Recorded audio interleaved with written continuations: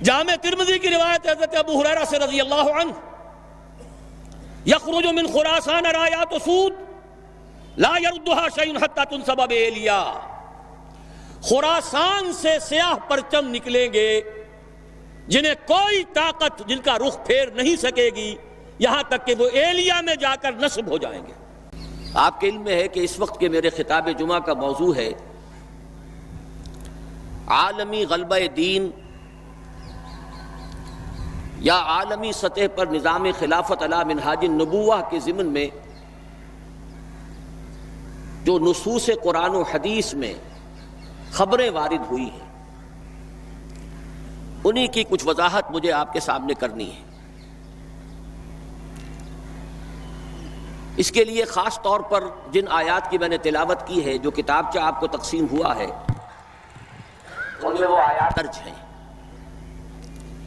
اور میں چونکہ آپ کو معلوم ہے کہ بنیادی طور پر قرآن حکیم کا ایک طالب علم ہوں،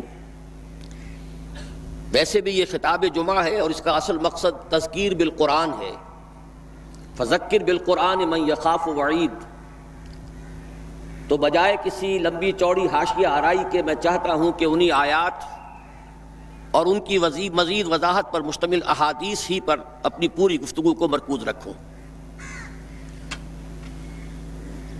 پہلے میں نے 2 آیات بلکہ 4 آیات تلاوت کی ہیں سورہ صف کی۔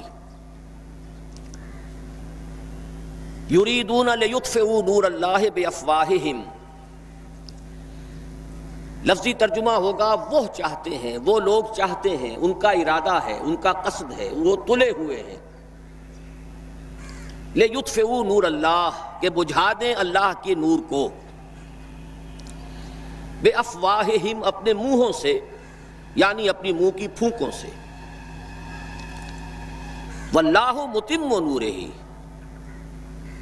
اور اللہ تو اپنے نور کا اتمام فرما کر رہے گا، وَلَوْ كَرِهَ الْكَافِرُونَ، چاہے یہ کافروں کو کتنا ہی ناگوار ہو۔ دوسری آیہ مبارکہ ہے هُوَ الَّذِي أَرْسَلَ رَسُولَهُ بِالْهُدَى وَدِينِ الْحَقِّ لِيُظْهِرَهُ عَلَى الدِّينِ كُلِّهِ، وہی ہے یعنی اللہ تبارک و تعالی، الذی ارسل رسولہ، جس نے بھیجا اپنے رسول کو صلی اللہ علیہ وسلم،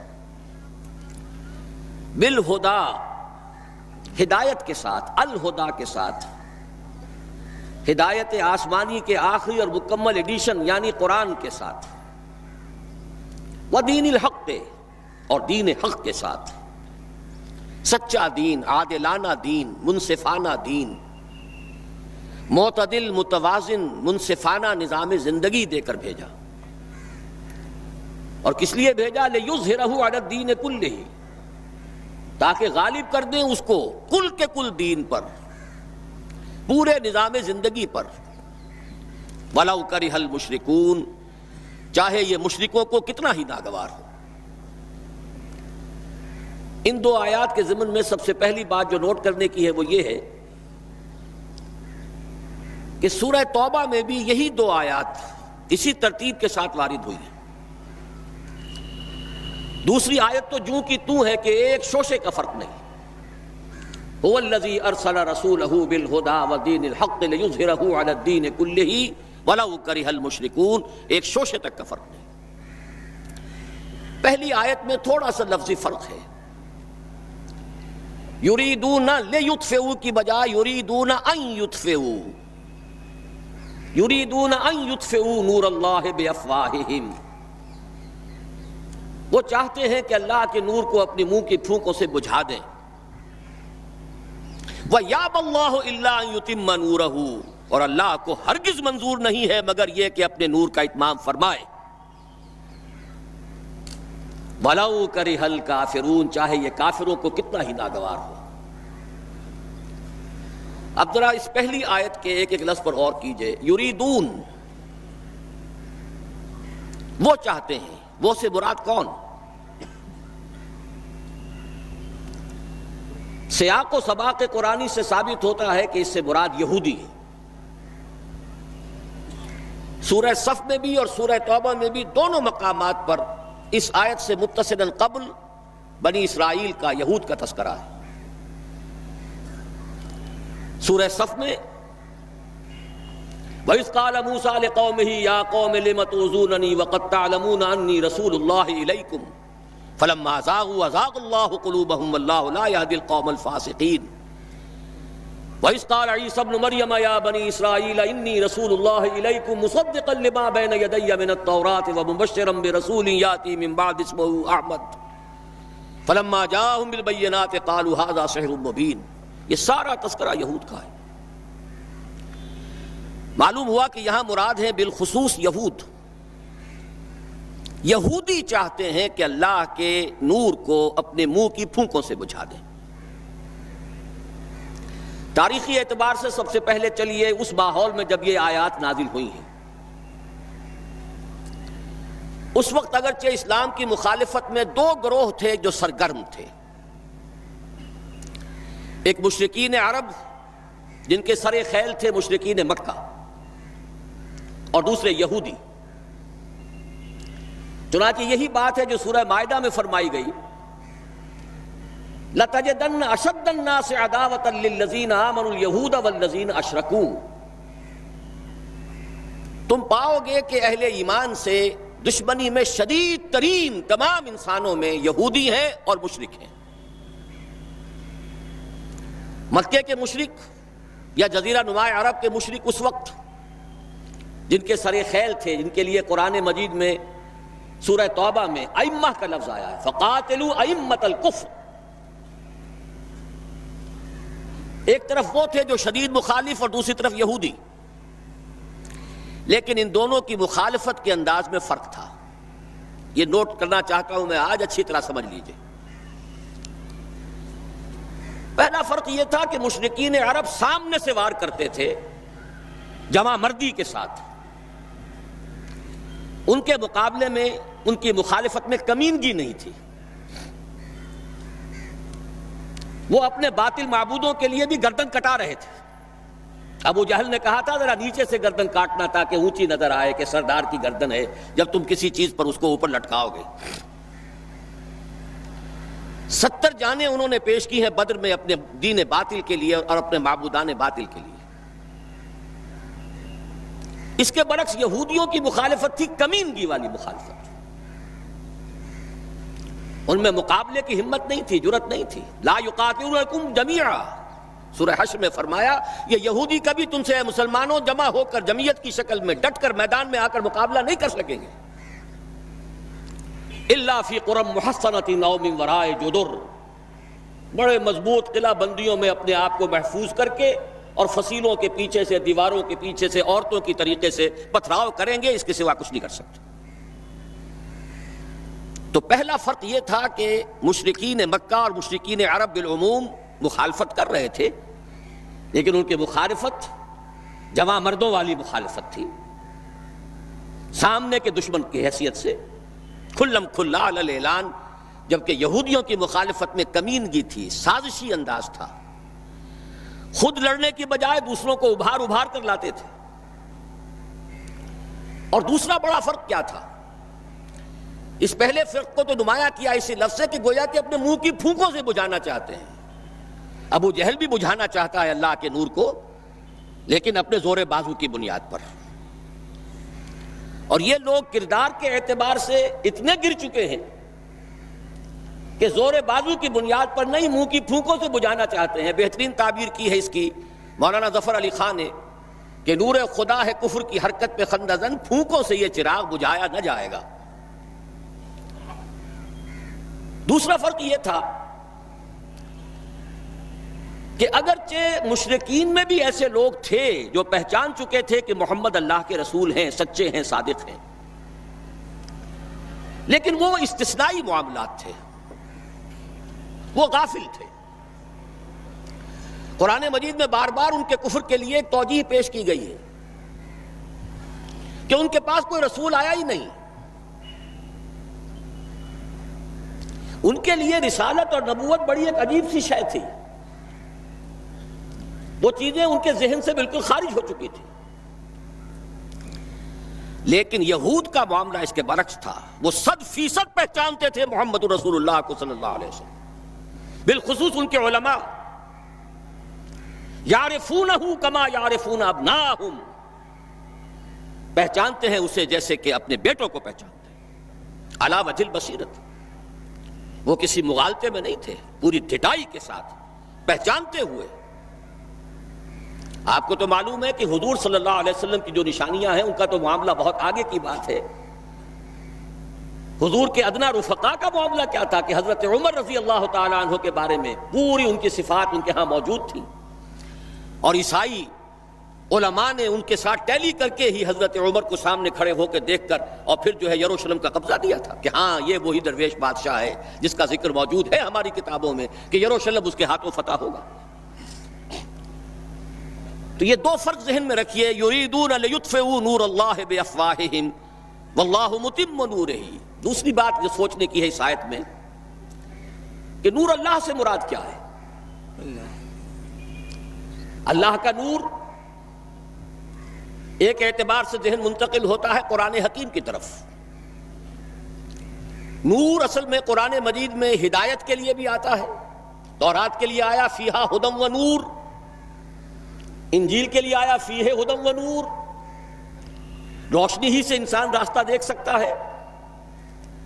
الہدا قرآن حکیم، ہدایت کاملہ، اس کے لیے خاص طور پر لفظ آیا ہے۔ سورہ تغابن میں فرمایا فآمنوا باللہ ورسولہ والنور الذی انزلنا واللہ بما تعملون خبیر۔ ایک مفہوم تو یہ ممکن ہے قرآن مجید کے اس اصول کے تحت کہ القرآن یفسر بعضہ بعضا، ویسے یہ کہ اس کا عام مفہوم اسلام، ہدایت، جس معنی میں چاہے لے لے، لیکن میرا ذہن زیادہ جس چیز کو قبول کر رہا ہے وہ ایک ایسے شخص کی تعبیر ہے جو اگرچہ کوئی معروف عالم دین نہیں تھا، میں نہ عارف نہ مجدد نہ محدث نہ فقیہ، اقبال اپنے بارے میں صاف کہہ رہا ہے، میں نہ عارف نہ مجدد نہ محدث نہ فقیہ، لیکن واقعہ یہ ہے اور آپ کے علم میں ہوگا، میرا موقف یہ ہے، اس دور میں قرآن مجید کا نور بصیرت اللہ تعالیٰ نے بڑے وافر پیمانے پر انہیں عطا کیا تھا۔ انہوں نے تعبیر کیا ہے اس نور کو نور توحید سے، چنانچہ یہ اتمام کا لفظ اس کے ساتھ واللہ متم نورہ، جواب شکوہ کے شعر میں کہ وقت فرصت ہے کہاں، کام ابھی باقی ہے، نور توحید کا اتمام ابھی باقی ہے۔ واللہ متم نورہ ویابی اللہ الا ان یتم نورہ، یہ بھی نوٹ کر لیجئے، عربی زبان میں شدید تاکید کرنی ہو تو اس میں فاعل کی شکل میں لایا جاتا ہے، واللہ یتم نورہ بھی ہو سکتا تھا، نہیں واللہ متم نورہ، کر کے رہے گا۔ اور پھر اس کو منفی اسلوب میں بھی بیان کر دیا تھا کہ کوئی شک و شبہ نہ رہے، مثبت بھی آ گیا واللہ متم نورہ، اور منفی ویابی اللہ الا ان یتم نورہ، اللہ کو ہرگز منظور نہیں ہے مگر یہ کہ وہ اپنے نور کا اتمام فرمائے۔ وقت فرصت ہے کہاں، کام ابھی باقی ہے، نور توحید کا اتمام ابھی باقی ہے۔ میں چونکہ یہاں اسی تعبیر کو اختیار کر رہا ہوں، اس کے اعتبار سے ایک سوال پیدا ہوتا ہے، کیا نور توحید کسی بھی اعتبار سے نامکمل تھا، ناقص تھا، جس کے اتمام اور تکمیل کی ضرورت تھی؟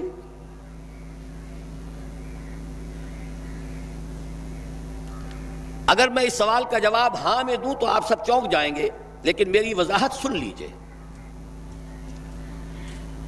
جہاں تک عقیدے کا نور ہے، عقیدے کی توحید ہے،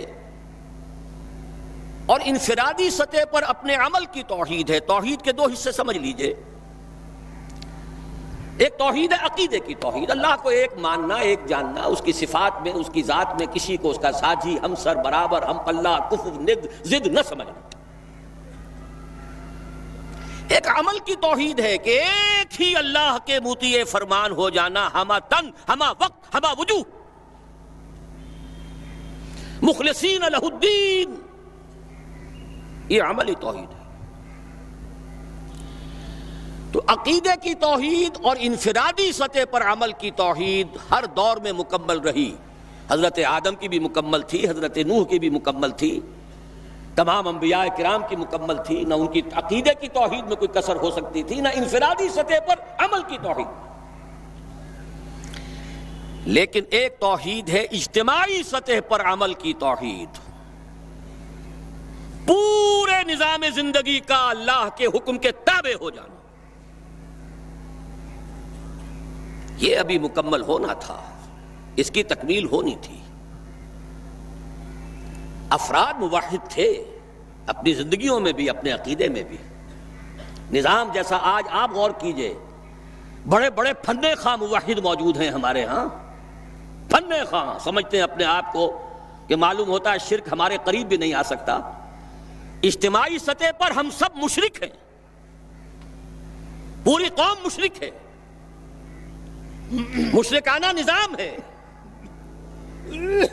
جب تک وہ یکون الدین کلہ للہ نہیں ہوتا، یہ نظام مشرکانہ ہے، قانون اللہ کا نہیں ہے۔ آپ کی عدالتوں میں اللہ کے حکم کی کوئی حیثیت نہیں ہے، آپ کی منڈیوں میں اور بازاروں میں اللہ کا حکم نہیں چلتا ہے۔ معلوم یہ ہوا کہ ایک ہے اجتماعی توحید۔ کچھ مواقع ضرور آئے ہیں تاریخ انسانی میں جبکہ اجتماعی توحید بھی ہوئی، حکومت قائم ہوئی حضرت داؤد کی اور حضرت سلیمان کی، وہ اجتماعی توحید کی تھی۔ لیکن ایک بات نوٹ کر لیجئے گا، یہ میرا اصل میں کل کی تقریر کا موضوع ہے۔ یہ کام تاریخ انسانی میں صرف ایک مرتبہ ہوا ہے کہ ایک فرد واحد اپنی دعوت کا آغاز کرے اور تمام مراحل سے گزار کر اپنی اس دعوت اور تحریک کو اور توحید کامل تک معاشرے کو پہنچا دے۔ یہ اس سے پہلے کبھی نہیں ہوا۔ حضرت داؤد کو تو راہ چلتے حکومت مل گئی تھی، جنگ تو ہو رہی تھی حضرت طالوت اور جالوت کی، وہ تو ایک گڈریا اپنا گوپیا لے کر آ گیا ہے وقت پر اتفاقاً، اور اس گوپیے کی جو پتھر تھا وہ جالوت کے آنکھوں کے اس کی زرہ میں جو سوراخ تھا اس میں سے ہو کر اس کے بھیجے میں گزر گیا، مارا گیا، حکومت مل گئی۔ کیا حضرت داؤد ایک داعی کی حیثیت سے سامنے آئے تھے؟ کیا انہوں نے اپنی کوئی جماعت بنائی تھی؟ کیا ان مراحل سے گزرے تھے؟ قطعاً نہیں۔ صرف ایک مرتبہ ہوا ہے تاریخ انسانی میں، اور وہ محمد الرسول اللہ صلی اللہ علیہ وسلم۔ فرد واحد سے بات شروع کر کے یہ جو آتا ہے خطبات جمعہ میں آپ سنتے وحد اللہ، توحید باب تفصیل سے، اور اپنی توحید کو خالص کرو اور خالص کرو اور خالص کرو اور خالص کرو، شرک سے اسے ہر اعتبار سے پاک کر دو۔ یہ تو پوری زندگی کا لائف لانگ ایفرٹ ہے۔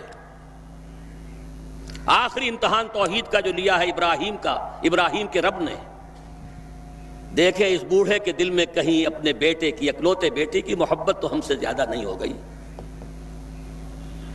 کیسے کیسے امتحانات سے گزر چکا وہ بوڑھا،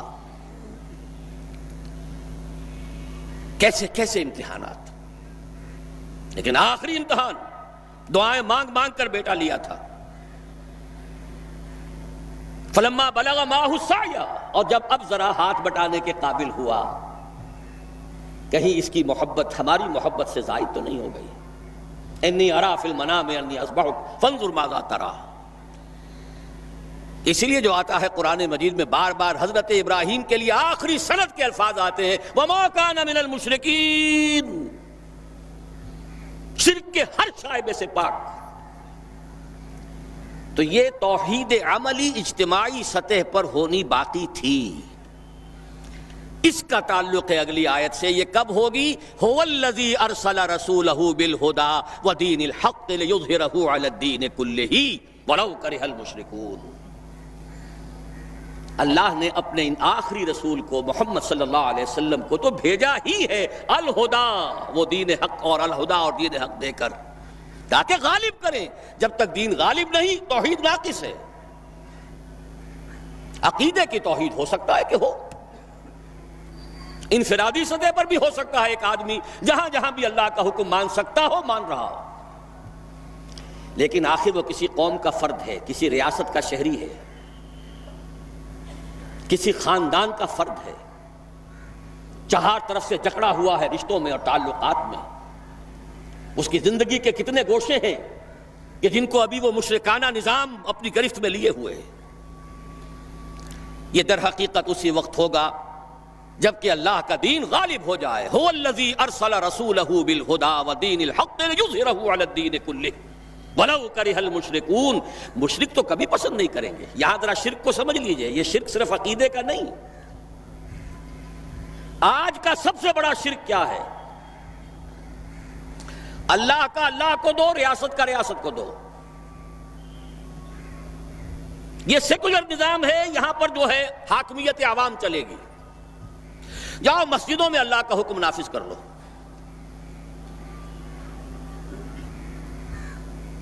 یہ سب سے بڑا شرک،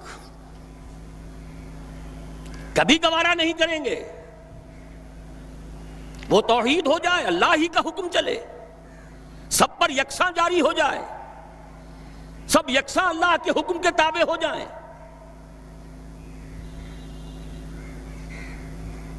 وَلَوْ كَرِهَ الْمُشْرِكُونَ، مشرک کبھی نہیں چاہیں گے، لیکن ان کی مخالفت کے علی الرغم، ان کی ساری ریشہ دوانیوں کے باوجود، ان کی تمام سازشوں کے باوجود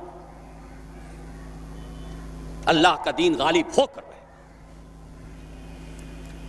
اب ذرا تاریخی اعتبار سے جائزہ لیجئے، ابھی ہم تھے اس ماحول میں جبکہ ابھی یہ آیات نازل ہو رہی تھی۔ پہلی بات تو یہ سمجھ میں آ گئی کہ محمد الرسول اللہ صلی اللہ علیہ وسلم کا مقصد بعثت ہے غلبہ دین۔ یہ نوٹ کرنے کی بات ہے، کسی اور رسول کے لیے اللہ نے قرآن مجید میں یہ الفاظ استعمال نہیں کیے۔ شاہد سب تھے، مبشر سب تھے، نذیر سب تھے، داعی سب تھے، مبلغ سب تھے، معلم سب تھے، مربی سب تھے، مزکی سب تھے، لیکن یہ کہ هو الذی ارسل رسولہ بالہدی ودین الحق لیظہرہ علی الدین کلہ، صرف محمد کے لیے آئے الفاظ صلی اللہ علیہ وسلم، اور 3 مرتبہ آئے۔ اب اس کے ساتھ جس کو صغرا کبرا کہتے ہیں لاجک میں پریمیسز، اس کے ساتھ جوڑیے دوسری بات جو قرآن میں 5 مرتبہ آئی ہے، اگرچہ وہ آئی ہے ذرا مختلف الفاظ میں۔ کہیں فرمایا وَمَا أَرْسَلْنَاكَ إِلَّا رَحْمَةً لِلْعَالَمِينَ، ہم نے نہیں بھیجا ہے محمد صلی اللہ علیہ وسلم آپ کو مگر تمام جہان والوں کے لیے رحمت بنا کر۔ آپ کی بعثت جغرافیائی، نسلی، قومی، علاقائی حدود سے ماورا، بالا تر۔ قرآن میں بقیہ سارے رسولوں کی بات آتی ہے تو کہتے ہیں یا قوم، یا قوم، یا قوم۔ نوح نے کہا یا قوم اعبدوا اللہ، ہود نے کہا یا قوم اعبدوا اللہ، صالح نے کہا یا قوم اعبدوا اللہ ما لکم من الہ غیرہ، اور قرآن کہتا ہے یا ایھا الناس، یا ایھا الناس اعبدوا ربکم الذی خلقکم والذین من قبلکم لعلکم تتقون۔ لیکن صریح ترین جو لفظ آیا ہے وما ارسلناک الا کافۃ للناس بشیرا ونذیرا، ہم نے نہیں بھیجا ہے محمد صلی اللہ علیہ وسلم آپ کو مگر پوری نوع انسانی کے لیے بشیر و نذیر بنا کر۔ اب ذرا اس کو جوڑیے، محمد کو بھیجا کاہے کے لیے؟ غلبہ دین کے لیے صلی اللہ علیہ وسلم، اور بھیجا کن کے لیے؟ تمام انسانوں کے لیے۔ کیا نتیجہ نکلتا ہے منطق سے؟ محمد الرسول اللہ صلی اللہ علیہ وسلم کا مقصد بعثت مکمل اسی وقت ہوگا جب پورے عالم انسانیت پر اللہ کا دین غالب آ جائے، ورنہ بات وہی ہے جو اقبال کا شعر سنا چکا ہوں، وقت فرصت ہے کہاں کام ابھی باقی ہے، نور توحید کا اتمام ابھی باقی ہے۔ لیکن یہ کہ اگر اللہ نے واقعی بھیجا محمد کو دین کے غلبے کے لیے صلی اللہ علیہ وسلم، اور اگر بھیجا ہے پوری نوع انسانی کے لیے، تو ناممکن ہے کہ یہ دنیا ختم ہو جائے اس سے پہلے کہ محمد الرسول اللہ کا مقصد بعثت مکمل ہو۔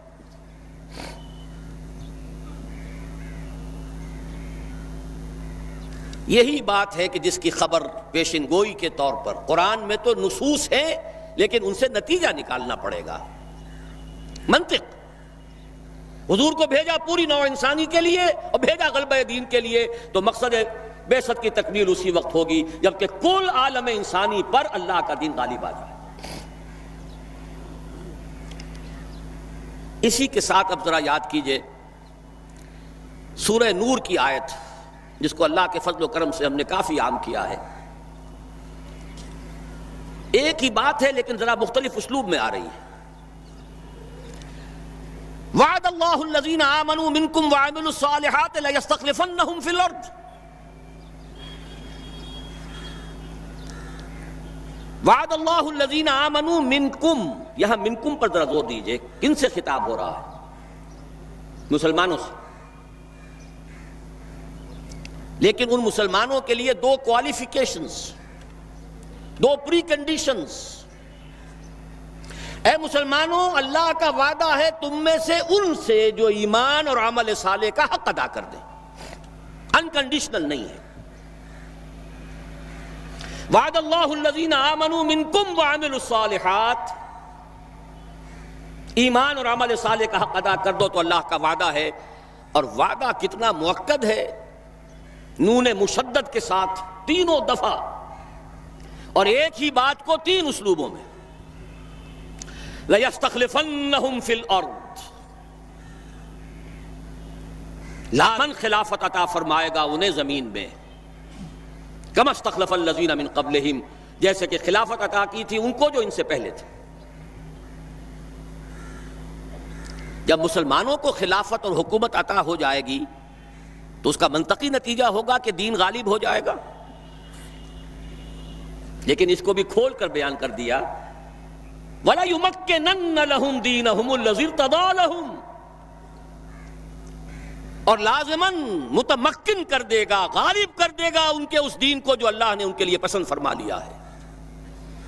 الْيَوْمَ أَكْمَلْتُ لَكُمْ دِينَكُمْ وَأَتْمَمْتُ عَلَيْكُمْ نِعْمَتِي وَرَضِيتُ لَكُمُ الْإِسْلَامَ دِينًا۔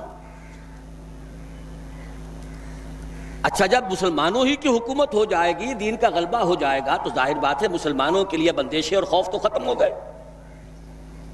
اس کو بھی واضح الفاظ میں وَلَا يُبَدِّلَنَّهُم مِّن بَعْدِ خَوْفِهِمْ أَمْنًا، ان کی خوف کی حالت کو امن اور سکون سے بدل دے گا، کوئی خوف نہیں ہوگا۔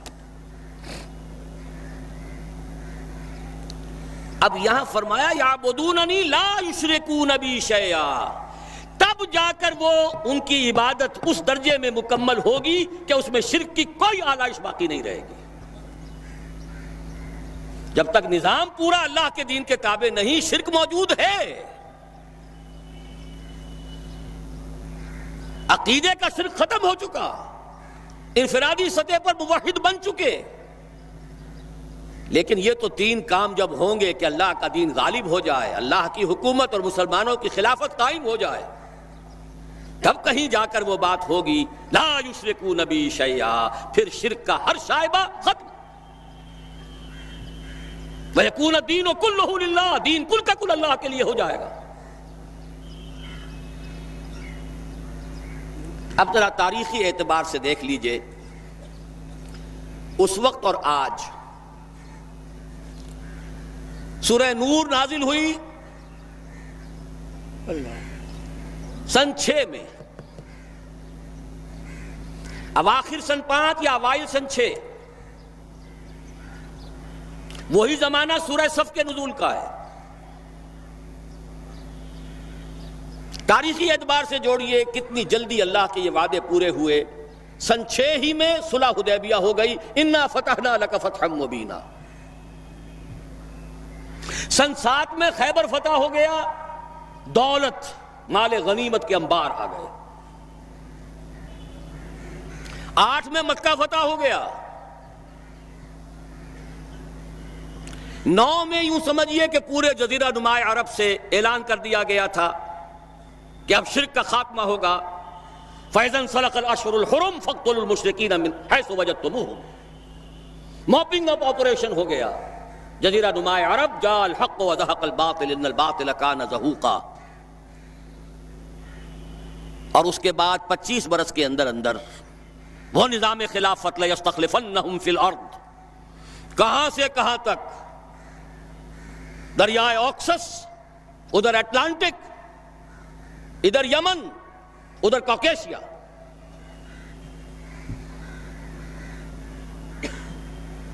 وعدے پورے ہو گئے تھے کہ نہیں؟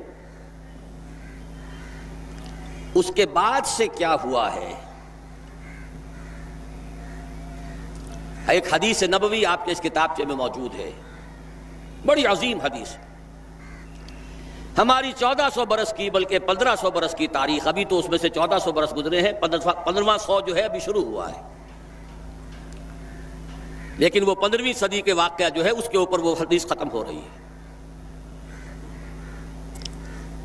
نعمان ابن بشیر رضی اللہ تعالیٰ عنہ سے روایت، اور مسند احمد ابن حنبل میں جو اس کی تفصیل آئی ہے، حضرت حذیفہ رضی اللہ تعالیٰ عنہ نے بھی اس کی تائید کی ہے کہ ہاں یہ حدیث میرے بھی علم میں ہے. 2 صحابہ سے حضور نے 5 دور گنوا دیے اپنے زمانے سے شروع ہو کر اور قیامت تک. تکون النبوۃ فیکم ما شاء اللہ ان تکون ثم یرفعها اللہ اذا شاء یرفعها. مسلمانوں تمہارے مابین نبوت برقرار رہے گی جب تک اللہ چاہے گا کہ رہے، پھر اللہ اس کو اٹھا لے گا جب چاہے گا، یعنی میرا انتقال ہو جائے گا. ثم تکون خلافۃ علی منہاج النبوۃ، پھر خلافت کا ایک دور ہوگا، لیکن یہاں یہ الفاظ نوٹ کیجئے، عین نبوت کے نقش قدم پر، سرے منہ فرق نہیں ہوگا. وہی نظام جو محمد عربی صلی اللہ علیہ وسلم والذین معہ رضی اللہ تعالیٰ عنہم اجمعین نے قائم کیا تھا، جوں کا تو قائم رہا. جس پر واقعہ یہ ہے کہ سنہری حروف سے لکھے جانے کے قابل الفاظ ہیں حضرت ابو بکر کے رضی اللہ تعالی عنہ، ایبدل الدین وانا حی، کوئی ترمیم نہیں ہونے دوں گا اپنی زندگی میں اس دین کے اندر. کیا دین میں تبدیلی کی جائے گی جبکہ ابھی میں زندہ ہوں؟ یہ خلافت علی منہاج النبوہ کا دور، لیکن فرمایا یہ بھی ہمیشہ نہیں رہے گا. ثم یرفع اللہ اذا شاء یرفع، پھر اللہ اٹھا لے گا اس کو بھی جب چاہے گا اٹھانا. ثم تکون ملکا عاضا فیکون ما شاء اللہ ان یکون ثم یرفع اللہ اذا شاء یرفع. پھر تیسرا دور ہوگا کٹ کھنی بادشاہت، کاٹنے والی، ظالم. یہ اسی ظالم بادشاہت کا زمانہ ہے جبکہ حضرت حسین رضی اللہ تعالی عنہ شہید کیے جا رہے ہیں، جبکہ عبداللہ ابن زبیر رضی اللہ تعالی عنہما شہید کیے جا رہے ہیں، جبکہ واقعہ ہررا ہو رہا ہے مدینۃ النبی.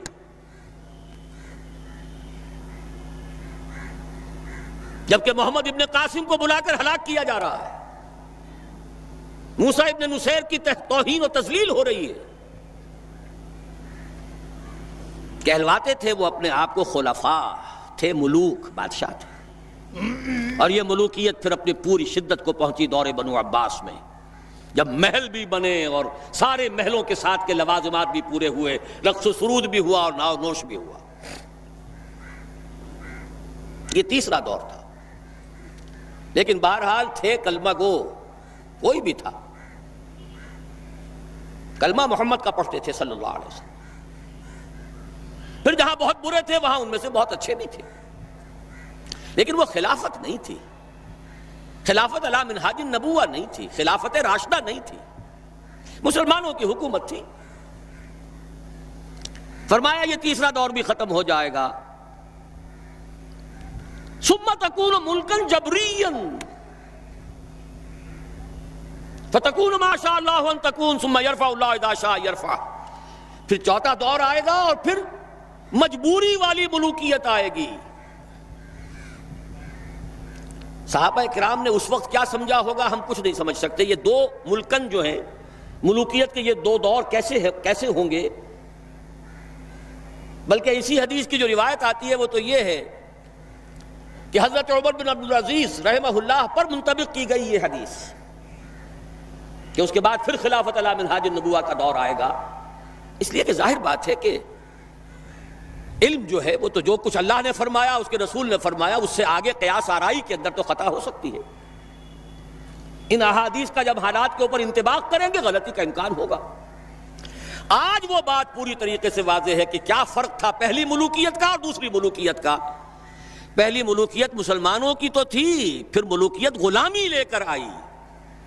ملکہ برطانیہ وکٹوریا اب اس کے غلام ہوئے، کہیں فرانسیسیوں کے غلام ہوئے، کہیں ولندیزیوں کے غلام ہوئے، کہیں پرتگالیوں کے غلام ہوئے، کہیں اطالویوں کے غلام ہوئے، پورا عالم اسلام غلامی میں جکڑا گیا، ملکن جبرین۔ فرمایا یہ دور بھی جب تک چاہے گا اللہ رہے گا، پھر ختم ہو جائے گا۔ یہاں تھوڑی سی وضاحت میں کر دوں آپ کے سامنے، یہ دور تقریباً اپنے نصف کو پہنچا ہے، ابھی ختم نہیں ہوا ہے۔ اس کا پہلا فیز تھا جس کو کہتے ہیں کولونیلزم۔ یورپی اقوام نے آ کر اپنی حکومتیں یہاں بنائیں، باضابطہ اپنی حکومت، انگریز کی حکومت، فرانسیسیوں کی حکومت، اطالویوں کی حکومت، پرتگیزوں کی حکومت۔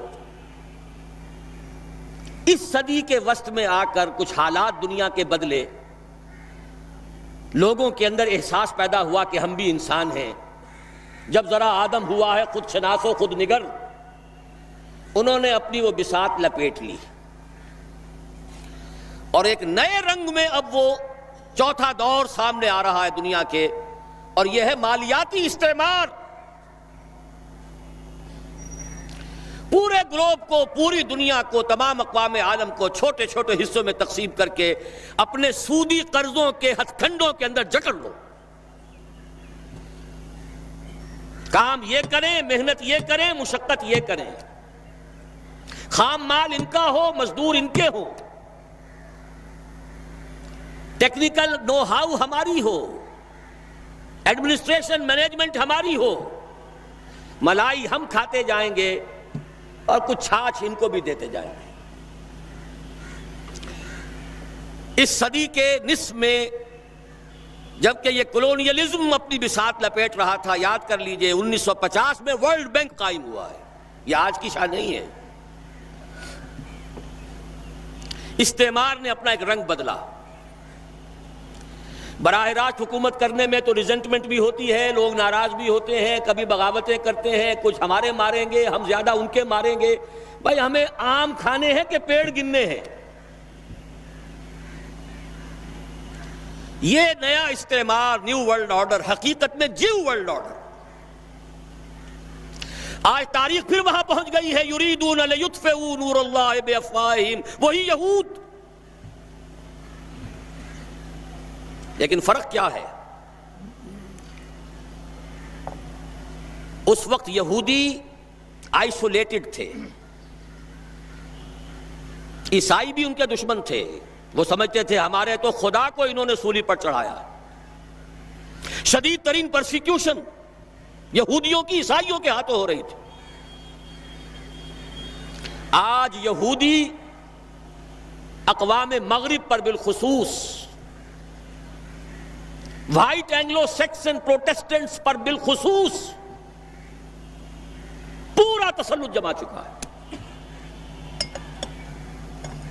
اور یہ وہ شے ہے جو پھر میں اسی علامہ اقبال کی بات کر رہا ہوں، جو اس صدی کے آغاز میں 1905 میں گیا تھا اللہ کا بندہ، 1908 تک رہا یورپ میں، اور بھی کتنے گئے ہوں گے، وہ کیا دیکھ سکے کیا نہ دیکھ سکے، لیکن ایک بصیرت اللہ نے جو دی تھی کہ گاہ میری نگاہ تیز چیر گئی دل وجود، گاہ الجھ کے رہ گئی میرے توہمات میں، وہ دل وجود کو جو چیر کر دیکھا ہے تو اسی وقت حقیقت دیکھ لی تھی کہ فرنگ کی رگے جاں پنجے یہود میں ہے۔ خود یورپینز کو اس کا احساس کہیں بعد میں جا کر ہوا ہے، دوسری جنگ عالمگیر کے دوران ہوا ہے، جب جرمنوں کے ہاتھوں ان کے 60 لاکھ آدمی یا کم سے کم 40 لاکھ آدمی قتل ہوئے ہیں، وہ بعد میں احساس ہوا۔ اقبال تو دیکھ آیا تھا، فرنگ کی رگے جاں پنجے یہود میں ہے۔ تو آج جان لیجئے کہ نیو ورلڈ آرڈر جو حقیقت میں جیو ورلڈ آرڈر ہے، ایک نیا عالمی مالیاتی استعمار جو دیکھنے کے لیے تو امریکہ کی سربراہی میں ہے، حقیقتاً اس کی باغ یہودیوں کے ہاتھ میں۔ اور پھر وہی وقت آ گیا ہے، یریدون لیطفئوا نور اللہ بافواہہم، ان کی تمام پالیسیز کا نقطہ ماسکہ یہ ہے، اسلام کو ختم کرو. اور کیوں؟ انہیں معلوم ہے اگر کوئی خطر مجھ کو تو اس امت سے ہے. اس کی خاکستر میں ہے اب تک شرار آرزو، خال خال اس قوم میں اب تک نظر آتے ہیں وہ کرتے ہیں اشک سحرگاہی سے جو ظالم وضو. خطرہ ہے تو یہاں سے. فوکویاما نے کتاب لکھی اینڈ آف ہسٹری. جیسے کوئی بہت بڑی جنگ جیت لے اور پھر فتح کے شادیانے بجا رہا ہو، بغلے بجاتے ہوئے اس نے لکھا کہ سوویت یونین ختم ہو گیا، ثابت ہو گیا کہ ہمارا ہی نظام بہترین ہے. یہ غیر فطری نظام تھا، یہ غلط نظام تھا، اور کوئی نظام مقابلے میں ہے ہی نہیں، ایک ہی تھا. معلوم ہوا کہ ہمارا ویسٹرن سیکولر کیپٹلسٹک سسٹم ہی دنیا کا بہترین نظام ہے. یہ آخری بلندی ہے جہاں تک نوع انسانی چڑھ سکتی تھی، ترقی کر سکتی تھی.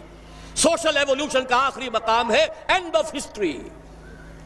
جیسے کوئی شخص ماؤنٹ ایوریسٹ کو سر کر لے تو سمجھے کہ اب میں بلندی کی انتہا پر پہنچ گیا.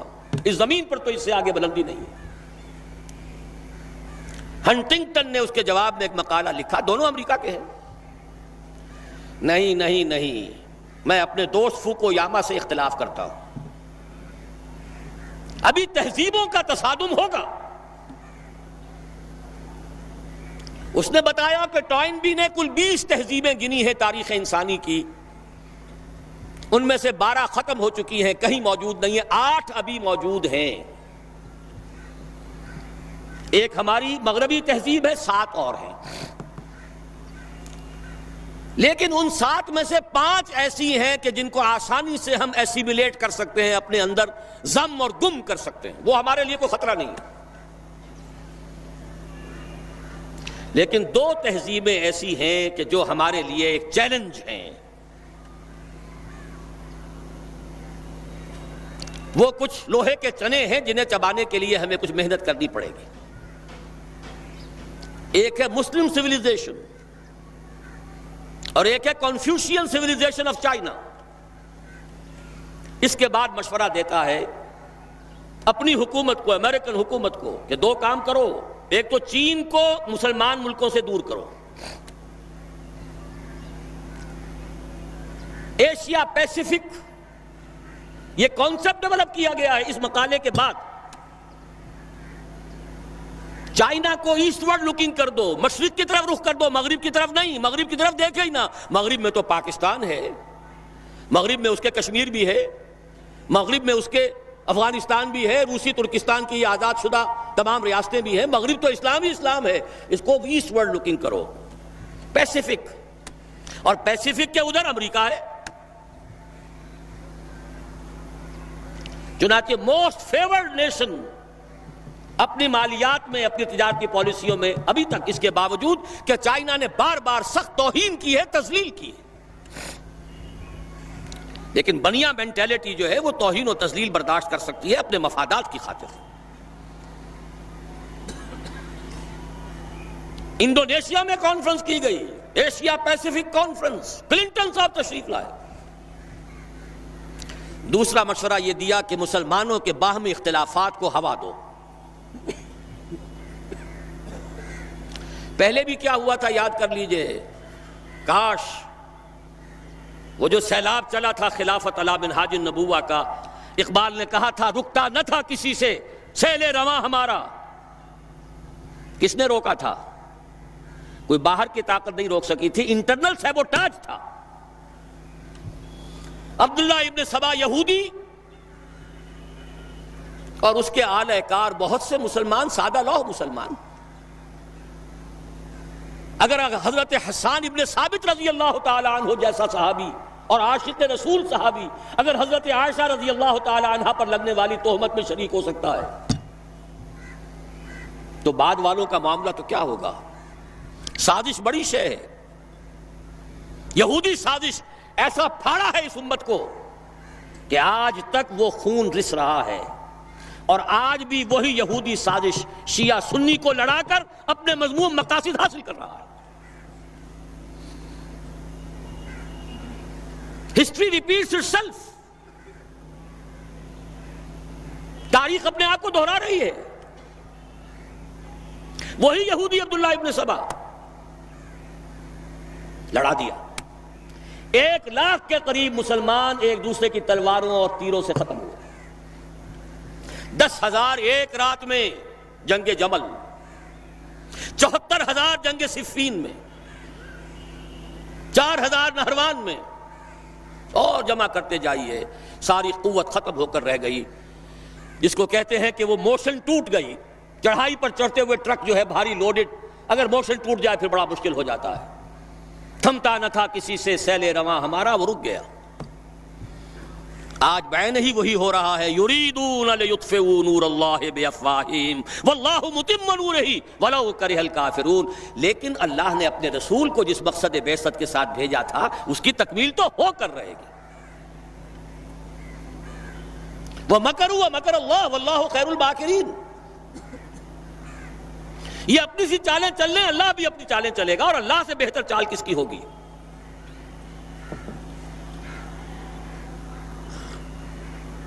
کیا خوب کہا اقبال نے،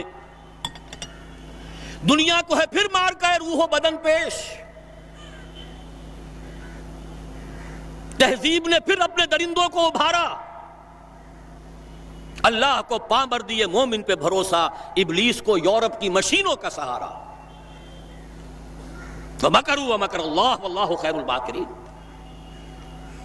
بہرحال اچھی طرح سمجھ لیجئے یہ مارکا ابھی ہونے والا ہے. میں تفاصیل میں نہیں جانا چاہتا، نہ میری اس وقت کا یہ موضوع ہے.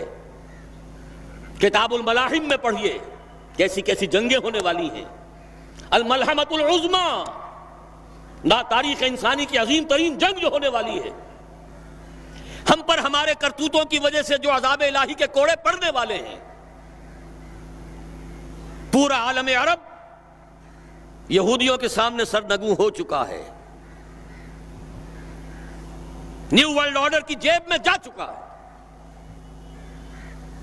تھوڑا سا ایک سوڈان، کچھ ایک پاگل سا غیر اہم شخص قذافی بیٹھا ہوا ہے، باقی ان 2 کو نکال دیجئے تو پورا عالم عرب ان کی جیب میں سرنگوں. اور ابھی کیا ہوگا جب مسجد اقصی شہید کی جائے گی، جب 3rd ٹیمپل کی تعمیر ہوگی.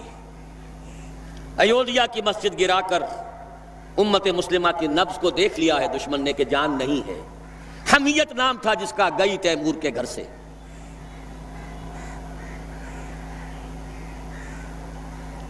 یہ بہت دور کی باتیں نہیں ہیں، بہت قریب آنے والے واقعات ہیں، لیکن اس وقت میں ان کے بارے میں کچھ عرض نہیں کرنا چاہتا.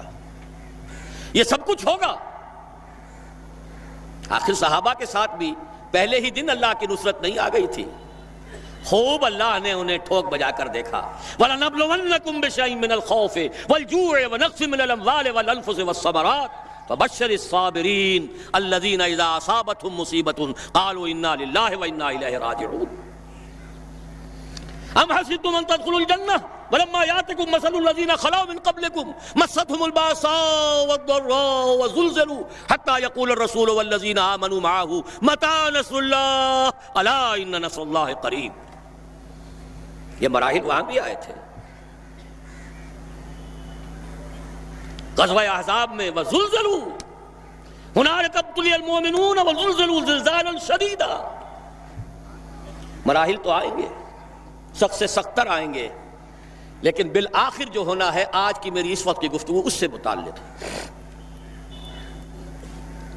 یہ چند الفاظ اس لیے کہہ دیے کہ یہ حالات جو اس وقت بالفعل ہماری نگاہوں کے سامنے ہیں وہ تو بالکل مختلف ہیں.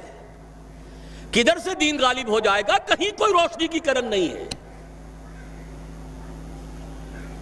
بڑے ایمان کی ضرورت ہے، محمد الرسول اللہ پر پختہ یقین کی، یہ بات ماننے کے لیے کہ دین غالب ہوگا.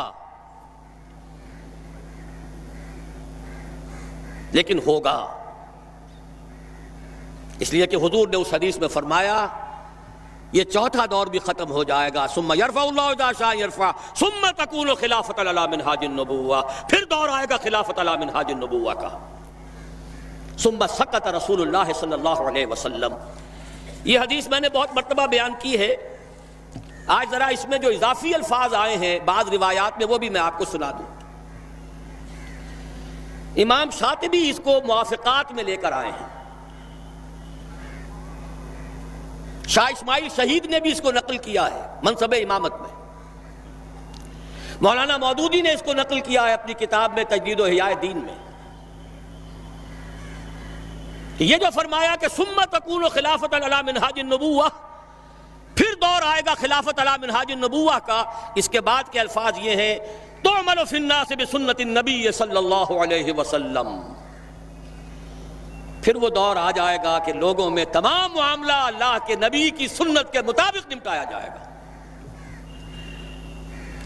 وَيُلْقِي الْإِسْلَامَ بِجُرَانِهِ فِي الْأَرْضِ، اور اسلام اپنا جھنڈا زمین میں گاڑ دے گا، نصب کر دے گا۔ یرضى عنها ساکن السماء و ساکن الارض، اس پورے نظام سے یا اس دور سے تمام آسمانوں والے بھی تمام زمین والے بھی راضی ہو جائیں گے۔ لا تدع السماء من مطر الا صبت، آسمان اپنی بارش کو روک کر نہیں رکھے گا، اپنے سارے خزانے لٹا دے گا۔ الا صبته بدرارا ولا تدع الارض من نباتها شيئا الا اخرجت، اور زمین بھی اپنی نباتات میں سے کسی شے کو روکے گی نہیں، نکال باہر کرے گی، خزانے آسمان سے اور زمین سے نکل آئیں گے۔ یہ خوشحالی کا دور پوری نوع انسانی کے لیے آ کر رہے گا، یہ تقدیر مبرم ہے، یہ اٹل ہے، یہ خبر ہے محمد الرسول اللہ صلی اللہ علیہ وسلم کی۔ میں نے دو باتیں ابھی عرض کی ہیں۔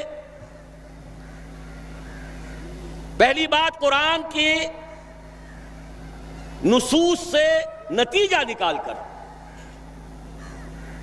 کہ حضور کو بھیجا گیا غلبہ دین کے لیے اور بھیجا گیا پوری نوع انسانی کے لیے، تو مقصد بعثت اسی وقت مکمل ہوگا جب کل روح ارضی پر اللہ کا دین غالب آ جائے۔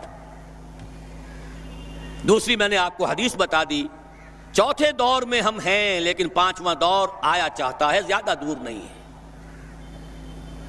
اگرچہ اس کے لیے ایمان اور عمل صالح کے لیے کمر کشنی ہوگی، اس کے لیے جہاد کی پکار پر لبیک کہنا ہوگا۔ اسی لیے سورہ صف میں اس کے فوراً بعد تو وہی آیات آئی ہیں، یا ایھا الذین آمنوا ھل ادلکم علی تجارۃ تنجیکم من عذاب علیم تؤمنون باللہ ورسولہ وتجاہدون فی سبیل اللہ باموالکم وانفسکم۔ لیکن ان آیات کی تشریح میں کل کروں گا اپنے شام کی تقریر میں انشاءاللہ۔ اس وقت اب تیسرا نکتہ بیان کر رہا ہوں۔ اب جب دوبارہ یہ عالم آئے گا، اس عالم ارضی پر نظام خلافت آئے گا، دو حدیثیں اتنی واضح ہیں کہ کل روح ارضی پر آئے گا۔ وہ حدیثیں بھی اس کتابچے میں ہیں آپ کے پاس۔ مقداد ابن الاسود سے روایت ہے رضی اللہ تعالی عنہ، مسند احمد ابن حنبل کی روایت ہے۔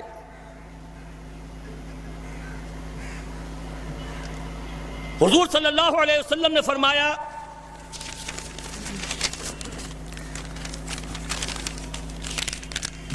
لا يبقى على ظهر الارض بيت مدر ولا وبر الا ادخله الله كلمة الاسلام بعز عزيز وذل ذليل، اما يعزهم الله فيجعلهم من اهلها او يذلهم فيدينون لها، قلت فيكون الدين كله لله۔ مقداد ابن اسود فرماتے ہیں رضی اللہ تعالی عنہ کہ حضور نے ارشاد فرمایا، زمین پر نہ کوئی اینٹ اور گارے کا بنا ہوا گھر بچے گا، نہ کوئی خیمہ رہے گا، اونٹ کے بالوں کے بنے ہوئے کمبلوں کا خیمہ، جس میں کہ اللہ تعالیٰ اپنے دین کے کلمے کو داخل نہ کر دے۔ ہر گھر میں، ہر خیمے میں اللہ کا دین داخل ہو جائے گا۔ لیکن یہ اچھی طرح سمجھ لیجئے، میری کل کی گفتگو میں اس کی تھوڑی سی وضاحت آئے گی کہ دین کے داخلے کا کیا مطلب ہے۔ جزیرہ نما عرب میں بھی جب دین غالب ہوا ہے تو کیا تمام عیسائیوں کو جبراً مسلمان بنا لیا گیا؟ جب خلافت راشدہ کا دور آیا ہے تو کیا تمام مجوسیوں کو اور تمام اور لوگوں کو جبراً مسلمان بنا لیا گیا؟ نہیں۔ جس کی قسمت میں تھا، سعادت تھی، وہ اسلام لے آئے، جو نہیں وہ ذمہ ہوئے۔ یؤتُ الجزیۃ عن ید وہم صاغرون، چھوٹے ہو کر رہو، اپنے ہاتھوں جزیہ پیش کرو، اسلام کی بالادستی کو قبول کرو، تو تم یہودی ہو کر رہ سکتے ہو، نصرانی ہو کر رہ سکتے ہو، مجوسی ہو کر رہ سکتے ہو، ہندو ہو کر رہ سکتے ہو، جو چاہو رہو۔ بالکل وہی بات اس حدیث میں آئی ہے.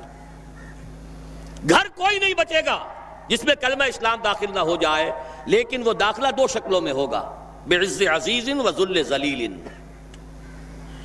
عزت والے کے اعزاز کے ساتھ یا کمزور کی مغلوبیت کے ساتھ. یا تو گھر والا اور خیمے والا خود اسلام لے آئے گا، اسے بھی عزت نصیب ہو گئی. وَلِلَّهِ الْعِزَّةُ وَلِرَسُولِهِ وَلِلْمُؤْمِنِينَ وَلَكِنَّ الْمُنَافِقِينَ لَا يَفْقَهُونَ. عزت تو اللہ کے لیے ہے، اس کے رسول کے لیے ہے، اہل ایمان کے لیے ہے، اسے بھی عزت نصیب ہو گئی. اور نہیں تو یؤتوا الجزیۃ عن ید وہم صاغرون. تم چاہے مسلمان نہ ہو، اسلام تمہارے اوپر رہے گا، تمہیں نیچے ہونا پڑے گا. نیچے ہو کر ہندو رہو، سکھ رہو، پارسی رہو، عیسائی رہو، یہودی رہو، جزیہ دو، چھوٹے بنو. بعز عزیز و ذل ذلیل، اس کی وضاحت بھی فرما دی.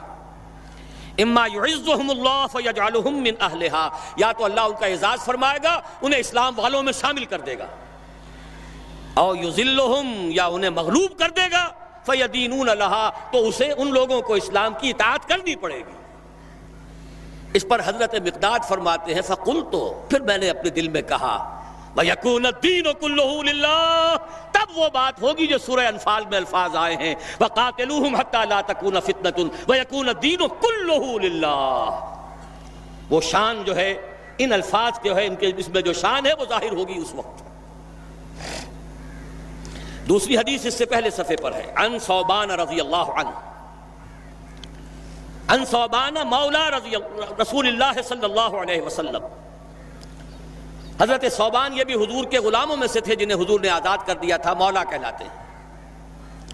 اور یہ روایت صحیحین میں سے مسلم شریف کے اندر بھی موجود ہے، ترمذی، ابو داؤد، ابن ماجہ وغیرہ کے علاوہ صحیح مسلم میں. عن ثوبان رضی اللہ عنہ قال رسول اللہ صلی اللہ علیہ وسلم ان اللہ زوالی الارض فرأیت مشارقها ومغاربها وَإِنَّ أُمَّتِي سَيَبْلُغُ مُلْكُهَا مَا زُوِيَ لِي مِنْهَا. حضور نے فرمایا اللہ نے میرے لیے ساری زمین کو لپیٹ دیا یا سکیڑ دیا، تو میں نے اس کے سارے مشرق بھی دیکھ لیے، سارے مغرب بھی دیکھ لیے. And take it from me، جان لو میری امت کی حکومت ان تمام علاقوں پر قائم ہو کر رہے گی جو اللہ نے مجھے اس طرح زمین کو سکیڑ کر دکھا دیے تھے. کوئی شک ہے؟ شک کا شائبہ بھی ہے تو ایمان کی کمزوری ہے. یہ قول رسول ہے، وَهُوَ الصَّادِقُ الْمَصْدُوقُ. وہ سچے ہیں اور ان کی سچائی پر تو اللہ گواہ ہے. لَقَدْ صَدَقَ اللَّهُ رَسُولَهُ الرُّؤْيَا بِالْحَقِّ لَتَدْخُلُنَّ الْمَسْجِدَ الْحَرَامَ إِنْ شَاءَ اللَّهُ آمِنِينَ مُحَلِّقِينَ رُؤُوسَكُمْ. کچھ اشتباہ سا ہو گیا تھا کہ شاید حضور کا خواب درست نہ تھا. نہیں، نبی کا خواب غلط نہیں، نبی کا قول غلط نہیں ہو سکتا، ہو کر رہا ہے. تو قرآن سے منطقی طور پر ثابت پوری دنیا میں اللہ کے دین کا غلبہ ہو کر رہے گا. احادیث سے تفصیلاً ثابت، صراحتاً ثابت. اسے نظام خلافت علی منہاج النبوہ کہیے، اسے نظام دین کا غلبہ کہیے، اسے اللہ کی حکومت کہیے، قائم ہو کر رہے گی اس دنیا کے خاتمے سے قبل. اب میری اس وقت کی گفتگو کا چوتھا اور آخری نقطہ ہے. وہ نقطہ یہ ہے، منطقی طور پر بھی یہی بات نظر آتی ہے اور روایتاً بھی یہی ثابت ہے. کوئی نظام اگر عالمی سطح پر آتا ہے یا آنے کا امکان ہے تو اس کی ترتیب اور تدریج یہی ہوگی کہ پہلے کسی ایک ملک میں آئے اور پھر پھیلے. منطق بھی یہی کہتی ہے، تاریخ بھی یہی بتاتی ہے. فرانس کا انقلاب فرانس میں آیا، پھر پھیل گیا پوری دنیا میں. اشتراکی انقلاب روس میں آیا، لیٹن امریکہ تک پہنچ گیا. سب سے بڑھ کر محمد عربی صلی اللہ علیہ وسلم کا انقلاب جزیرہ نماء عرب میں آیا اور پھر پھیلا دائیں بائیں، مشرق، مغرب، شمال. منطقی طور پر بھی یہی ممکن ہے. اور اس کو اگر کانورس لے لیجئے، اس کا ضد لے لیجئے، اگر پوری دنیا میں بیک وقت اس کا قیام ممکن ہوتا تو حضور کے ہاتھوں ہو جاتا. افضل البشر ہیں کہ نہیں؟ سید الانبیاء اور رسل ہیں کہ نہیں؟ سید الاولین والآخرین ہیں کہ نہیں؟ خاتم النبیین ہیں کہ نہیں؟ اگر یہ ہو سکتا ہوتا تو حضور کے ہاتھوں ہو جاتا. وہاں بھی یہی ہوا. 23 برس کی محنت شاقہ سے جزیرہ نماء عرب میں وہ نظام قائم ہو گیا. اب دائیں بھی پھیلا، عراق سے ہوتے ہوئے ایران، اور ایران سے ہوتے ہوئے ماوراء النہر، اور وہاں سے ہوتے ہوئے ہندوستان آیا. مغرب میں نکلا، شام سے ہوتے ہوئے، اور پھر مصر، اور مصر سے لیبیا، اور لیبیا سے الجزائر، چلتے جائیے. شمال میں کوکیشیا ماؤنٹینز. یہی تدریج ہو سکتی ہے نا، اب بھی یہی ہوگی. لیکن سوال یہ ہے کہ کیا کوئی انڈیکیشن ہے، کوئی اشارات ہیں، کوئی صراحت ہے کہ یہ کہاں سے ہوگا؟ مسلمانوں کا ذہن تو فوراً جائے گا کہ مکہ مکرمہ ہی سے ہونا چاہیے، مدینہ منورہ سے ہونا چاہیے، جزیرہ نماء عرب سے ہونا چاہیے.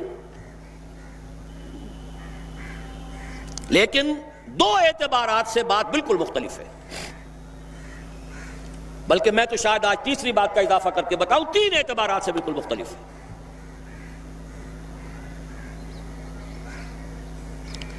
پہلی بات ہے پچھلے 400 برس کی تاریخ. ختم نبوت کے بعد اہم ترین دینی منصب مجددین کا ہے. ان اللہ یبعث فی هذه الامت علی راس کل 100 عام من یجدد لها دینها. اللہ تعالیٰ اس امت میں ہر صدی کے سرے پر ایسے لوگوں کو اٹھاتا رہے گا جو اس کے دین کو تازہ کر دیں گے. سنن ابی داؤد کی روایت ہے، مجددین کا سارا تصور. اب نوٹ کیجئے کہ 1000 برس تک سارے مجددین عالم عرب میں آئے. عمر بن عبدالعزیز سے شروع ہو جائیے. عمر بن عبدالعزیز ہے، اور پھر امام ابو حنیفہ ہیں، امام شافعی ہیں، امام مالک ہیں، امام احمد ابن حنبل ہیں، غزالی ہیں، ابن تیمیہ ہیں، شیخ عبد القادر جیلانی، گنتے جائیے سب کے سب کہاں. اور جیسے ہی 1000 برس ختم ہوئے، الف ثانی شروع ہوا، دوسرا 1000 سال امت کی تاریخ کا. مرکز ثقل جو ہے اس امت کا ہندوستان کو منتقل کر دیا گیا.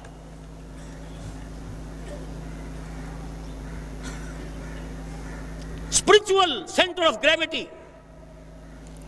روحانی اور علمی مرکز ثقل ہندوستان میں منتقل ہو گیا. 11ویں صدی کے مجدد اعظم شیخ احمد سرہندی رحمۃ اللہ علیہ. پوری دنیا میں ان کے سطح کا کوئی انسان آپ کو 11ویں صدی میں نظر نہیں آئے گا. اور ان کا سلسلہ مجددیہ نقشبندیہ پورے ٹرکش بیلٹ کے اندر پھیلا ہوا ہے. اسی سال ایک بہت بڑی کانفرنس ہوئی ہے لاس اینجلس میں، سلسلہ مجددیہ نقشبندیہ کی ایک بہت بڑی کانفرنس ہوئی ہے. میں خود بھی اس میں شریک ہوا ہوں. اگرچہ وہاں بہت سی غلط چیزیں بھی شامل ہیں، لیکن اندازہ کیجئے یہ سلسلہ پورے ٹرکش بیلٹ میں، امام شامل تھے تو انہی میں سے تھے. یہ پوری ٹرکش بیلٹ، افغانستان سے شروع ہو جائیے. صبغت اللہ مجددی، یہ کون سے کس کے نام سے ہے؟ یہ 12ویں صدی ہجری کے مجدد اعظم شاہ ولی اللہ دہلوی رحمۃ اللہ علیہ. اس دور میں صرف ایک شخص اور نظر آتا ہے دنیا میں ان کا ہم عصر، اور وہ شیخ محمد ابن عبد الوہاب ہیں. لیکن اگر ایک ترازو میں رکھ کر دونوں کو تولیں تو کوئی تقابل نہیں دونوں کے اندر. جامع معقول و منقول، جامع ظاہر و باطن، چاروں ڈائمنشنز کے حوالے سے جامع ترین شخصیت شاہ ولی اللہ دہلوی کی ہے رحمۃ اللہ علیہ. 13ویں صدی ہجری میں جہاد بہت سے ہوئے ہیں. سنوسی نے بھی جہاد کیا ہے، مہدی سوڈانی نے بھی کیا ہے، لیکن سب سے عظیم جہاد سید احمد بریلوی اور شاہ اسماعیل شہید رحمہ اللہ، وہ کہاں ہوا؟ ہندوستان. 14ویں صدی میں یوں تو ہمارے ہاں بہت سے لوگوں نے اپنے اپنے مجدد جو ہے منتخب کر لیے ہیں. تھانوی حضرات کے نزدیک مولانا اشرف علی تھانوی رحمۃ اللہ علیہ نصر مجدد جامع المجددین ہے. بریلوی حضرات کے نزدیک شاہ احمد رضا خان بریلوی وہ بہت بڑے مجدد ہیں وغیرہ وغیرہ. لیکن میرا اپنا ایک تجزیہ ہے، میں نے اپنی پوری کتاب میں بھی واضح کر چکا ہوں. علماء کے طبقے کی عظیم ترین شخصیت مجدد اعظم 14ویں صدی کے شیخ الہند مولانا محمود حسن اسیر مالٹا، جس کو انگریز نے گرفتار کر کے ہندوستان میں نہیں رکھا، مالٹا میں رکھا ہے. اقبال کے نفس سے ہے لالے کی آگ تیز، ایسے غزل سرا کو چمن سے نکال دو. اس کے علاوہ جو عظیم شخصیتیں ہندوستان نے پیدا کی ہیں ان کے پاسنگ کے برابر بھی کوئی شخصیت عالم عرب میں نہیں ہے. اقبال جیسا مفکر کہیں ہے؟ مولانا مودودی جیسا مصنف کہیں ہے؟ مولانا الیاس جیسا مبلغ کہیں ہے؟ عالمی سطح پر عالم عرب ہو یا عالم عجم ہو اگر کوئی ڈنکا بول رہا ہے تو مولانا مودودی کی کتابوں کا ہے، مولانا الیاس کی تبلیغی جماعت کا ہے، اور دنیا کے کسی ملک سے اٹھنے والی کسی جماعت کا عالمی سطح پر کوئی اثر نہیں. سب اپنے اپنے علاقے کے ہیں، سب اپنے اپنے علاقے میں کام ہے، کوئی کسی کو جانتا بھی نہیں. اور فلسفیکل لیول پر، انٹلیکچوئل لیول پر علامہ اقبال واحد شخص ہے، کوئی دوسرا ہے ہی نہیں. تقابل تو وہاں کیا جائے جہاں کوئی دوسرا ہو، وہ تو دوسرا ہے ہی نہیں. یہ کیا سب کچھ یوں ہی ہو رہا ہے، ایٹ رینڈم ہو رہا ہے، یا کوئی حکمت خداوندی ہے؟ یدبر الامر من السماء الی الارض، تدبیر خداوندی جو ہے، یدبر الامر من السماء الی الارض ثم یعرج الیہ فی یوم کان مقدارہ الف سنۃ مما تعدون. اللہ کی تدبیر تو ہزار ہزار برس کی ہوتی ہے. 400 برس کی تاریخ آپ کو میں نے بتا دی ٹھیک دینی اعتبار سے. اس میں اضافہ کیجئے وہ جو کولونیل رول تھا اس سے آزادی تمام مسلمان ملکوں میں چلی، تحریک چلی ہے نا، لیکن اسلام کا نعرہ صرف تحریک پاکستان کے لیے لگا. عربوں نے عرب نیشنلزم کا حوالہ لیا ہے، سہارا لیا ہے. خلافت ختم ہو رہی تھی، احتجاجی تحریک صرف ہندوستان میں چلی، باقی پوری دنیا کے مسلمانوں نے یہ بھی محسوس نہیں کیا. جیسے کہ حضور نے فرمایا ہے کہ ایک منافق کو بھی گناہ کرنے سے کچھ احساس تو ہوتا ہے، بس اتنا ہی ہوتا ہے جیسے ناک پر مکھی بیٹھی تھی اسے اڑا دیا. اس سے زیادہ احساس خلافت کے خاتمے کا پوری دنیا میں کہیں نہیں ہوا. اور یہاں مشرق سے مغرب، شمال سے جنوب بولی اماں محمد علی کی جان بیٹا خلافت پہ دے دو. ہندوؤں کو شریک ہونا پڑا خلافت کی تحریک میں. قرارداد مقاصد پاس ہو گئی. 10 کروڑ انسانوں کی نمائندہ اسمبلی کہہ رہی ہے we wash our hands off the claim of sovereignty. ہم حاکمیت کے دعوے سے دستبردار ہوتے ہیں. سروری زیبا فقط اس ذات بے ہمتا کو ہے، حکمراں ہے ایک وہی، باقی بتانے آزری.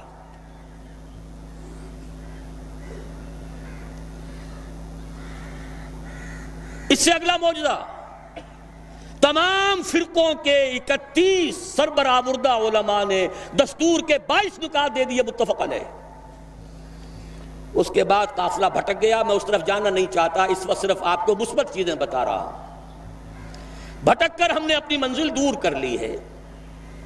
واپس آ جائیں گے تو انشاءاللہ یہ پچھلے سنگھائے میل، یہ ہمارے حوصلوں کو بڑھانے کے لیے ان کی یاد تازہ کرنا. تازہ خواہی داشتن گر داغ ہے سینہ را، گاہے گاہے باز خواہی داستان پاری نہ را. اس کو نوٹ کیجئے، اس لیے یاد دلا رہا ہوں کہ کچھ مشیت ازدی ہے اس علاقے سے. اب آئیے احادیث کی طرف. 3 حدیثیں ہم نے کوٹ کی ہیں. عن عبداللہ ابن الحارث رضی اللہ عنہ، ابن ماجہ کی روایت ہے، یہ سنن ابن ماجہ. عن عبداللہ ابن الحارث رضی اللہ عنہ قال قال رسول اللہ صلی اللہ علیہ وسلم یخرج ناس من المشرق یؤتئون للمہدی یعنی سلطانہ. مشرق کی طرف سے لوگ نکلیں گے جو منزل پر منزل کرتے ہوئے آئیں گے. وطا پاؤں تلے روندنا مہدی کے لیے، یعنی اس کی حکومت قائم کرنے کے لیے۔ مہدی کا ظہور جو بھی ہمارے پاس روایات ہیں وہ یہی ہے کہ ان کا ظہور تو عالم عرب ہی میں ہوگا، مکے ہی میں، وہی ان سے بیعت ہوگی۔ اس وقت تصور ذہن سے نکال دیجئے جو شیعوں اور سنیوں کے درمیان اختلاف ہے، ان کے نزدیک ان کے 12ویں امام ہیں جو چھپے ہوئے ہیں وہ ظاہر ہوں گے، ہمارے نزدیک جیسے اور مجددین پیدا ہوئے ہیں اپنے اپنے وقت میں، ایسے ہی ایک مجدد پیدا ہوں گے جن کا نام مہدی ہے، اور ہو سکتا ہے، بلکہ میں یقین سے کہتا ہوں کہ ہو چکا ہے، کہ وہ پیدا ہو چکے۔ زمانے کی رفتار بتا رہی ہے، حالات کا رخ بتا رہا ہے، لہذا یہ شیعہ سنی فرق کو ذہن سے اس وقت نکال دیں۔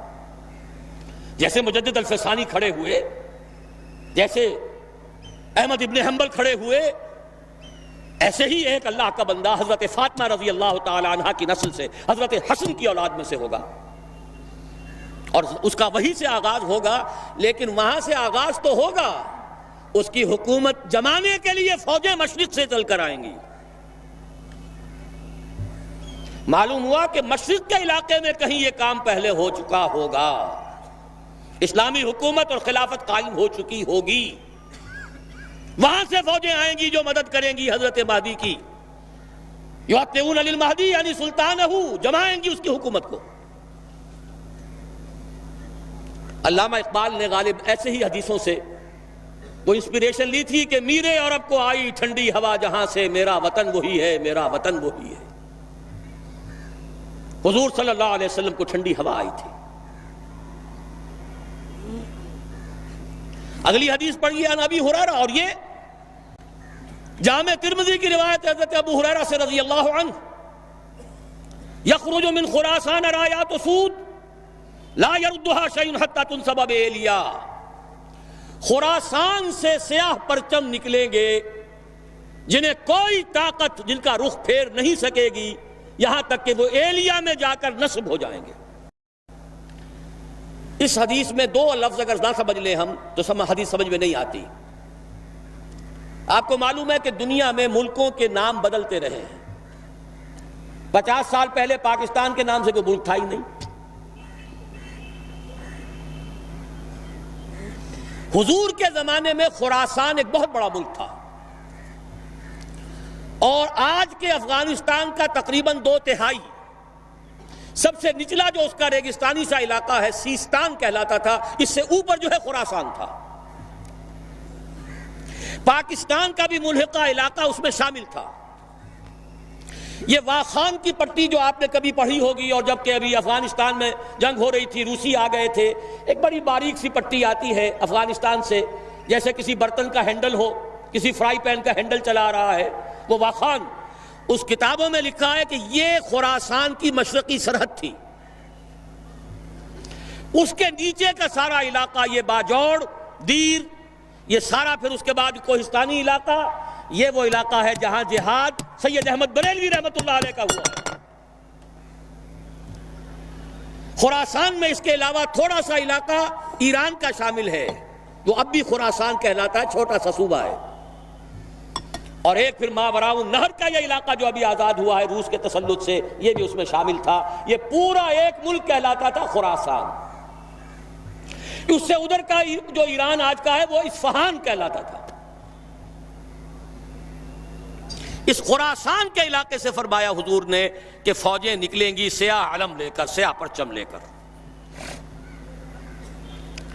ایلیا حضور کے زمانے میں نام تھا یروشلم کا۔ یروشلم کو سن 70 عیسوی میں جب تباہ و برباد کیا ہے ٹائٹس رومی نے، بالکل تباہ و برباد کر دیا، اس کو پھر اجاڑ دیا جیسے کبھی نیبوکڈنیزر نے اجاڑا تھا۔ اس کے بعد ایمپرر ہیڈریان تھا ایک رومن ایمپرر، اس نے دوبارہ آباد کر کے اس کا نام بھی رکھا ہے ایلیا، اب وہ یروشلم نہیں تھا۔ اور سن 70 عیسوی سے ان کا جو سیکنڈ ٹیمپل تھا وہ گرا پڑا ہوا، آج تک گرا پڑا ہے، ایلیا کہلاتا تھا۔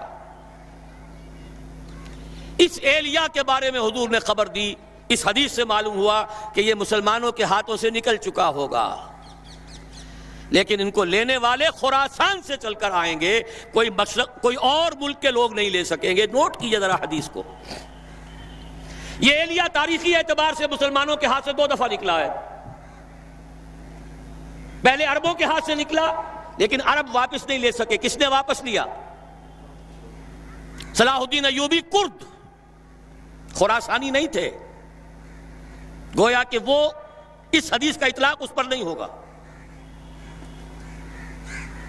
اب دوبارہ ہاتھ سے نکلا ہے، صاف نظر آتا ہے کہ عربوں میں تو دم ہے ہی نہیں۔ تھوڑے سے دم خم کا امکان تھا عراق کا، اس کا جو بھرکس نکالا ہے، اگلا پچھلا کھایا پیا جیسا، اور دوسرا 3 ٹکڑوں میں تقسیم کیا ہے، اس کی اپنی حماقت بھی اس میں شامل ہے، عالمی سازش شامل ہے، سب کچھ ہے۔ یہ میرا اس وقت کا موضوع نہیں ہے۔ عالم عرب میں کوئی ملک ایسا نہیں ہے کہ جو چیلنج کر سکے۔ خراسان کے علاقے سے فوجیں جائیں گی جو ایلیا کو دوبارہ حاصل کریں گی۔ یخرجو من خراسان رایات سود فلا یردها شیء، کوئی شے ان کا رخ نہیں پھیر سکے گی حتی تنصب ایلیا، یہاں تک کہ وہ رایات سود جو ہیں وہ سیاہ جھنڈے ایلیا میں جا کر نصب ہو جائیں۔ یہ 2 حدیثیں قطع الدلالت ہیں اس پر کہ یہ علاقہ ہندوستان اور افغانستان، پاکستان اور افغانستان کا علاقہ مشیت ایزدی کو خاص منسلک ہے اس علاقے کے ساتھ۔ یہی وجہ ہے کہ پاکستان بنا تو لا الہ الا اللہ کے نعرے پر، قرارداد مقاصد پاس ہوئی تو پاکستان میں، اور یہ جو جہاد ہوا، میں تفصیل میں نہیں جانا چاہتا، اس میں جو غلطیاں ہم سے ہوئی ہیں، افغانستان میں جو بھی جانیں دی ہیں، بے شمار خون دیا ہے مسلمانوں نے پورے خلوص کے ساتھ، وہ بھی رنگ لائے گا۔ کچھ آثار بھی اب نظر آ رہے ہیں، صورتحال جو ہے بدلتی نظر آ رہی ہے۔ یہ صورتحال خود ادھر اشارے کر رہی ہے کہ یہاں سے کچھ ہونا ہے، اور میں جو تجزیہ کرتا ہوں وہ یہ ہے، فکری، علمی، روحانی اعتبار سے 400 سال کے تجدیدی کارنامے کا خلاصہ بر عظیم پاک و ہند کا پاکستان میں آ کر جمع ہوا، اور بازوئے شمشیر زن وہ اللہ نے افغانستان کی صورت میں عطا کیا۔ جو قوم 15 لاکھ سے زیادہ آدمی دے چکی ہو، اس قوم کو دنیا کی کوئی طاقت شکست نہیں دے سکتی۔ آپس کا اختلاف تھا جو روکے بیٹھا تھا، ایک فرد سے بیعت کر کے توڑ دی تھی، اس کی صدا پائی ہے۔ عبد الرسول سیاف سے بیعت کی اور بیعت کر کے توڑی، اس کی صدا مل رہی ہے۔ صحابہ کو بھی اللہ تعالیٰ نے صدا دی تھی، 35 تیر اندازوں نے حکم کی خلاف ورزی کی تھی، 70 شہید کر دیے۔ اللہ چاہتا تو کنڈون کر دیتا، معاف کر دیتا، لیکن نہیں، سبق سکھانا تھا۔ وَلَقَدْ صَدَقَكُمُ اللَّهُ وَعْدَهُ إِذْ تَحُسُّونَهُم بِإِذْنِهِ حَتَّىٰ إِذَا فَشِلْتُمْ وَتَنَازَعْتُمْ فِي الْأَمْرِ وَعَصَيْتُم مِّن بَعْدِ مَا أَرَاكُم مَّا تُحِبُّونَ۔ سزا دی ہے تاکہ آئندہ کے لیے سبق ہو۔ یہ سب کچھ ہوا ہے، لیکن انشاءاللہ اسی علاقے سے اسلام کا بول بالا ہوگا، یہیں سے شروع ہوگا معاملہ۔ اور اس کے بعد آخری حدیث پڑھ لیجئے۔ جزیرہ نما عرب میں ہوا تھا تو کیا ہوا تھا، پھر مشرق بھی اور مغرب بھی۔ یہ حدیث، اس کے بھی سمجھنے میں بہت سی مسلمانوں کو دقت ہوتی رہی ہے۔ یہ تو جیسے قرآن مجید کی بہت سی آیات، آج جبکہ سائنٹیفک ہماری معلومات کا دائرہ وسیع ہو رہا ہے، جتنا واضح ہو کر آج سامنے آ رہا ہے، پہلے نہیں آ سکتا تھا۔ کل فی فلک یسبحون، یہ جتنا آج سمجھ میں آتا ہے پہلے نہیں سمجھ میں آ سکتا تھا۔ اسی طرح اس حدیث کو کیسے سمجھتے؟ ان ثوبان مولا رسول اللہ صلی اللہ علیہ وسلم، وہی ثوبان ہے رضی اللہ تعالی عنہ، قال قال رسول اللہ صلی اللہ علیہ وسلم عصابتان من امتی احرزهم اللہ من النار، عصابت تغزو الہند وعصابت تکون مع عیسی ابن مریم علیہ السلام۔